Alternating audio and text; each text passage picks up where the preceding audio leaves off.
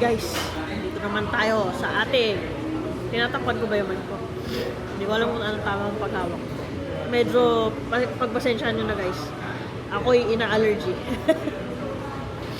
So dito tayo sa ating suggestion series at ang ating topic for today's video ay, in your opinion, are parents' obligations of their children? Ang hirap na tanong yan, guys. Hindi ko nga alam kung anong Tagalog eh. Hindi, joke lang. Pero para sa akin, are parents' obligations of their children? Hindi. Dapat hindi. Kahit sa Bible, walang nakalagay na ganun. Ang nakalagay lang is honor your parents, di ba? Honor your mother and father. Kasi, hindi mo sila obligasyon. Tayo, pinanganak tayo dito sa mundo para mabuhay, di ba? Mabuhay ng ayon sa gusto natin, di ba?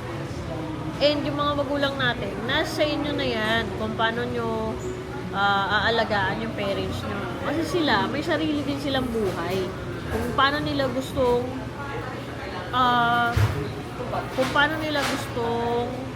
harapin yung buhay nila, kumbaga saan sila magre-retire. Hindi mo na yun obligasyon as anak. Hindi mo kailangan i-impose sa sarili mo na obligasyon mo yung magulang mo, no. I think the other way around ata, yung magulang ang may obligasyon sa anak or ang may responsibility sa anak. Basta never kang magiging dapat magkaroon ng obligasyon sa magulang mo. Kasi kusang loob mo yun na dapat gawin. Parang nasa iyo na yun eh, kung paano mo gustong mag-ano sa parents mo. Magbalik ba? Nasa iyo na yun. And dapat yung parents, parang kahit pa paano, parang ma-realize din nila na hindi dapat obligasyon ng mga anak sila, di ba? Hindi sila dapat maging obligasyon ng mga anak nila.